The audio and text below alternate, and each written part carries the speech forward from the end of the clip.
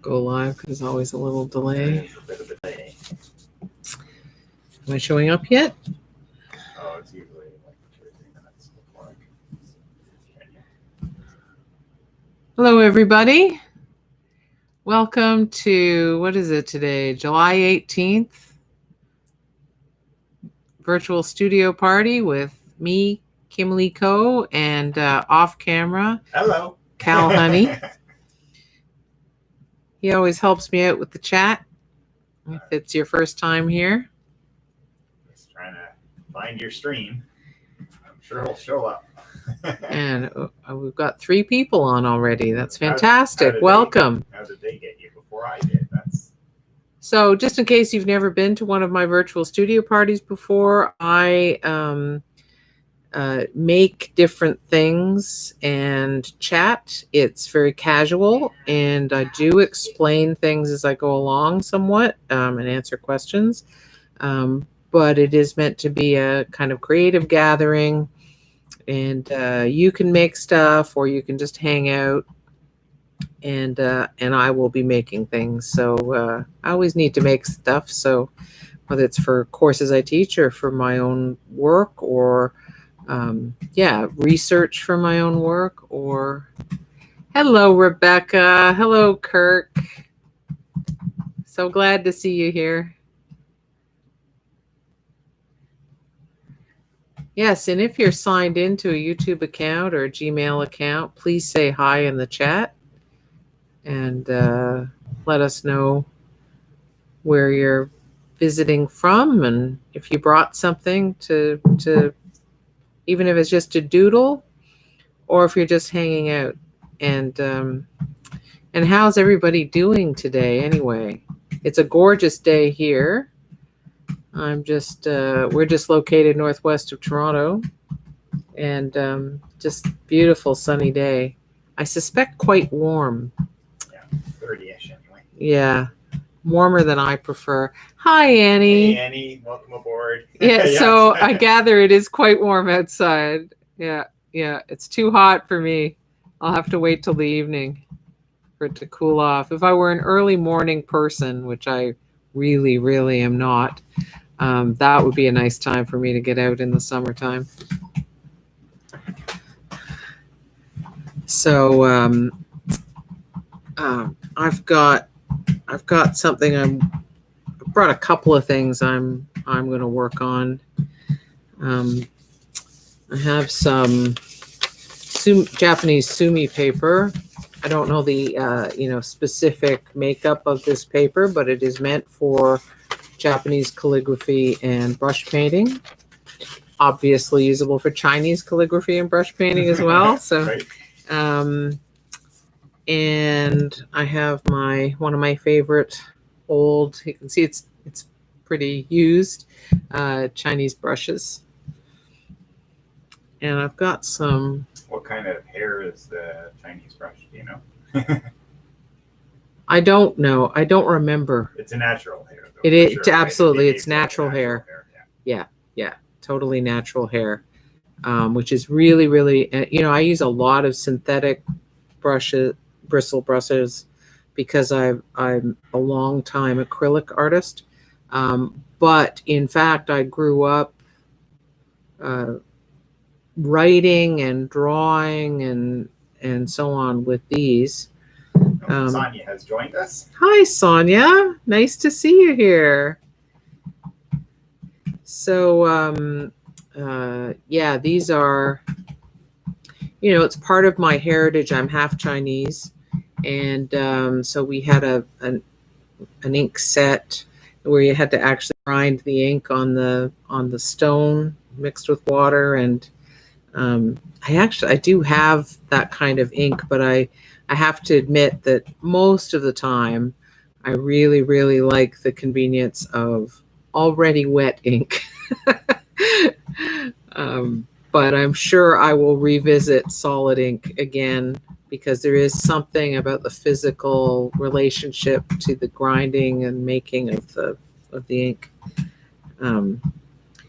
So I yesterday, some of you know because you were there, was my first class for contemporary mixed media course, and so I've been thinking about layers. And so armed with these, I'm going to work on at least one layer, if not more, today. Sonia, I'm glad you figured it out.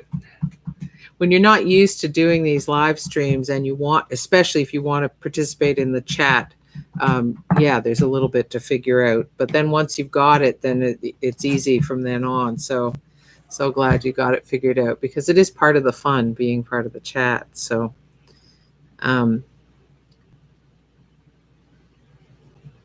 yes, and the stream does take a little while to show up sometimes. Yay, thumbs up. Yeah. I'm terrible about mentioning this, but it is at any point during the stream or before you go, if you don't mind, if you enjoyed it, if you don't mind hitting the thumbs up on the video, that is actually helpful in terms of it being sent out into the world. I have a tiny subscription base, so it's not like it's going to broadcast to the world, but they may be tiny in numbers, but they're mighty in devotion. Yeah, well, I have an awesome group of people who come here regularly, and then some really lovely people who come in sometimes, which is, hey Mira, I feel very lucky. Welcome aboard. Oh, is Mira here too? Yep, Mira's here. Oh, good. She says, hope we're hydrated. Yes. Yeah. Cheers, everybody. Make Yeah. sure you get some water in. Yep.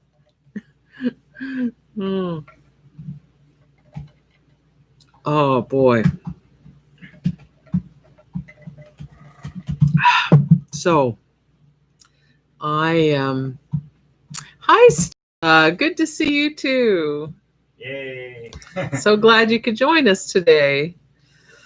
I know it must seem like an extra dose, right? We're together on Friday, and here we are on Saturday, but it's so nice that you're here. Yeah, so maybe I should get set up. I'll back up the computer so you can see what I'm up to.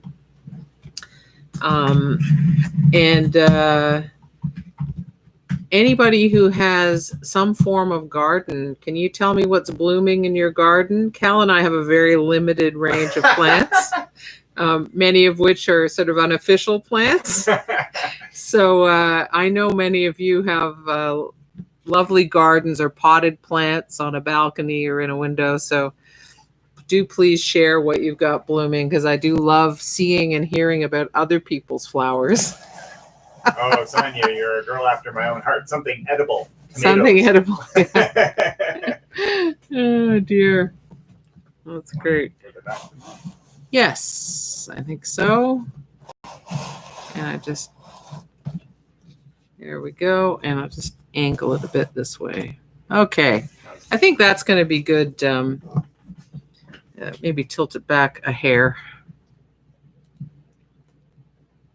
It's always a trick getting the angle just right. Okay, good. And I'll move this a little bit. There, so it's actually better towards me. Sonia says, nice mic. Thank you. Yeah. I haven't, until very recently, I haven't been using this mic in my various things, but I realized I'm going to be using it more and more. We're just waiting for some gear to arrive, get shipped. But I realized when my laptop moves further back and the mic is further away, the sound quality definitely goes down, and I need to project more, and I don't always do that. And so this mic stays here even when the laptop moves away. And I thought, finally, you're figuring something out, Kim. You know, I'm not a long time webcaster, so I'm learning as I go. Well, you have some garden feedback. So oh, Rebecca good. Says zucchini is blooming. Oh, lovely. And Stella says she has a small garden. Beans and peppers are growing. Tomato plants are happy, but no fruit yet. Right. Beans and peppers, though. Lovely. And just out of curiosity, guys, how do I sound okay? Because I'm sort of up in the wings. Oh yeah, and my mic is designed. So why don't I turn the mic like that, and you'll fall more within the range.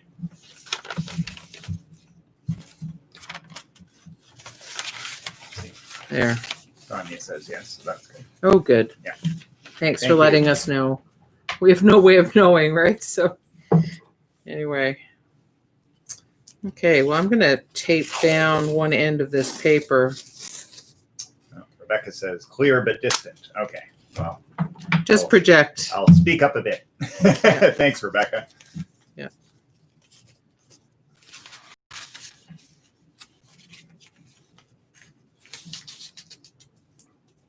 Just using some painter's tape to anchor it.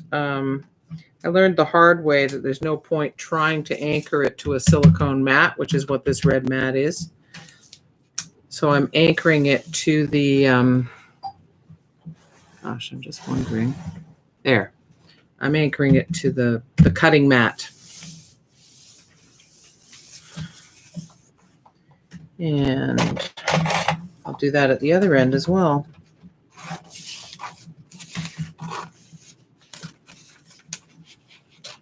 Annie says, tried to grow cherry tomatoes and leafy greens, but the ants and other insects had a feast instead. Oh, no. It's like you made a donation to nature. Oh, dear. I asked Mira if Isadora was making her or giving her sports drinks for hydration, and she says her sports drinks are kefir, gin and tonic, strong coffee, and of course mate at all times.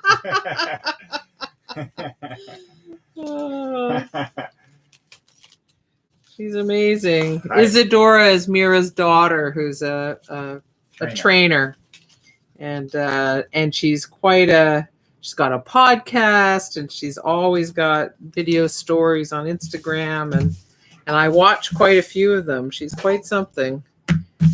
Charismatic and beautiful. Yeah. There we go. Oh, I should share, just in case anybody here doesn't know, that I made an appearance on Stella's Studio, which is a television program about artists and musicians.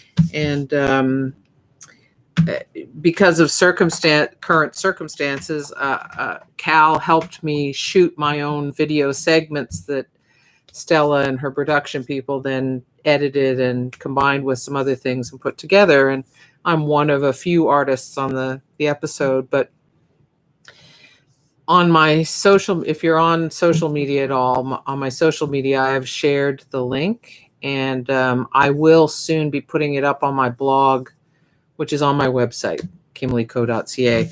But it turned out really well. It turned out better than I dared hope, actually. We had a little issue with our autofocus going in and out, which was, needless to say, a little bit of a nightmare. And mistake. I didn't have, it took everything I had to shoot the segments that we did shoot. So I couldn't reshoot, and it was a tight deadline as well. So anyway, it turned out really well. She spliced it together with images of my work, and you get to see a bit of part of my studio space. And I show a film-based image transfer in time lapse, which makes it look super easy. And and talk about my work and show some shots from my solo show in last November at the Redhead Gallery, which is kind of, to date, probably the definitive exhibition of my heart-based works. So that was nice, because, with everything that's happened, that show feels so long ago now. So it was really nice to get a look at that again. All right. I have some things to relay. Oh, well then. So Sonia asks what sort of paper it is. And Elaine says hi, and that she watched you on Stella's and you were stellar. Aw, thank you, Elaine. Annie also said you were stellar on Stella's. Aw, Thank you, You need to hold a guys. show soon, she says. So nice to see you here, Elaine. I'm glad you could make it. And Rebecca says she watched it yesterday, and you were right. Aw, thank you so much, guys. It's very encouraging. It's pretty nervous making and stressful putting it together. I mean, I think anybody who knows me knows I enjoy speaking to people, and I'm not shy about doing that. But you know, TV show, video shooting, all of that's a whole new problem to figure out, and trying to figure out segments that make sense, and not really having the time or the inclination to script it like crazy. So there's a risk, right? Okay. I need to mix up some stuff here. I'm going to be using acrylic ink. Sonia asked about the paper. This is Japanese paper that was just I bought it in a roll. It's just referred to as sumi paper, sumi-e paper, so intended for Japanese calligraphy. Primarily, you could also do Japanese painting on it, or East Asian calligraphy and East Asian painting. But the packaging did not specify beyond that, which can happen when it's economical paper. This is not something I bought at the Japanese paper place, which is a place I normally heartily recommend. But I have a whole. I'm hoping to start working my way through some of my backlog of supplies, because I have a lot of supplies. Mira says, Isadora is having her postponed wedding finally on September 5th in her backyard. Close relatives and 100 guests on Zoom. That's perfect. So it's a small gathering, but a big gathering in virtual terms. That's lovely. We know so many young people who've had to postpone their weddings. And it's just so sad, right? You're at the starting gates and you keep having false starts. It's terrible. I don't need to put that there. I need to put it here. Was someone asking about this? Naphthol red light. Yeah, that's what the golden, this is fluid acrylics, but I'm also using Amsterdam acrylic ink, and this one's Naphthol red deep. I hope I'm showing you the actual label there. Yeah. That's the Amsterdam label. Yeah, Sonia says her fave. Yeah, well, I am a little obsessed with blood. Right, Elaine? Any hearts, veins, blood. I wasn't always obsessed with blood, although I am fond of a good red, obviously, which has always been true. Sonia says, pulse, life. Yeah. And Elaine says, indeed. Yeah. It's pretty funny. I was watching some video of surgery the other day, which I remember doing when I was growing up.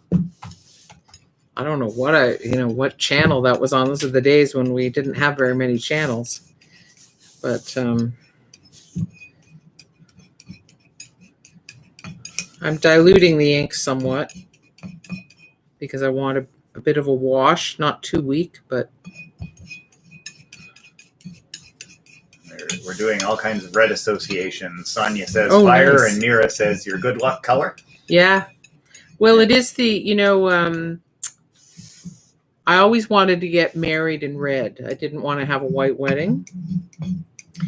And the virtual studio parties are turning into like my biography. My first wedding, I didn't wear white, but I didn't wear red. And I think that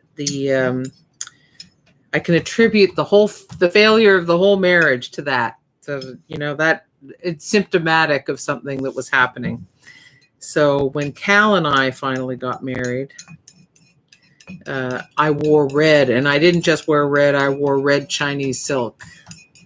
and I wore Chinese accessories. And so not a traditional Chinese wedding outfit for a woman, but it was very, the symbolism of the red as a color of good fortune and happiness meant a lot to me. It's always been my best color. Annie would like to see a wedding photo. Well, that would be digging through the records, eh? Yeah. Wow. Did anyone take?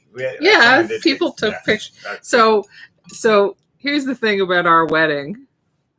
We decided like 2 weeks ahead of 2 time. weeks ahead of time. We were coming up on our 10th anniversary. Of being together. Of being together, yeah. It's sort of that moment, right? The moment when we knew. So we thought, hey, we should do something special. And we discussed it. And we decided we'd get married 2 weeks ahead of time. So a week ahead of time, we looked into it and whatever. And we wanted to get married on the actual anniversary, the actual day. So that turned out to be a Wednesday in early February, which you can imagine, right? The weather and everything else. So a week ahead of time, we email all our friends and family to say we're doing this thing. And we realize this is no notice, and we're not organizing, a normal wedding because why break the habit of years? And so we don't expect you to come on a Wednesday. It was going to be early evening or something. So the rush hour was an issue, all of that. 30 people showed up, some of whom had to drive. We got married in Mississauga, and we had a Unitarian minister officiate, and she was fantastic. We couldn't have designed a better service if we spent ages researching things. It was simple, beautiful, very in alignment with what we would have wanted. Exactly. And one friend of ours played the flute. Bless her. I mean, what a beautiful thing. So a few people who couldn't come sent flowers. I mean, it was crazy how well it turned out. Of course, our parents were there. Well, my mother wasn't, but my father and stepmother. In Australia at that point, I think. She was living somewhere overseas. I can't remember where at that Which point. one? Yeah. Hong Kong, actually, probably. Right. Yeah, because that's where I got my clothes. Sonia says, love hearing that story. Yeah. It's crazy. Yeah, but it was so happy, so informal. And of course, what did we do afterwards? We took everybody out for a Chinese buffet. And this is the crazy thing. So the Chinese side of my family, whom I adore, because it's a very loving family. We don't see each other enough, but it's very, very loving. And my late Uncle Bing, who is just a character, he brought cousins I'd never met to my wedding. Yeah. So I got to meet them for the first time at the restaurant. And I just thought that's so typical. And I learned later that it was quite typical, right? It's Cal's like, what? It's not the sort of thing his WASP family does, as a matter of course. No, but it's just like, oh, they're getting married. So since you're visiting us, come with us. Yeah, exactly. Great, actually. Exactly. So, yeah, it's fun. That was a happy day. And our niece and nephew, Cal's brother's kids, spent time with me as I got dressed and got ready. What are you examining, dear? I'm just wondering if I should put a different setting on the mic. Oh, we could do. More